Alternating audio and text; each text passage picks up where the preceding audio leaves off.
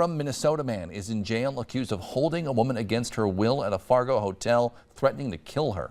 Jamie Frazee is charged with 2 counts of terrorizing, 2 counts of simple assault. Police were called to America's Best Value Inn October 26th.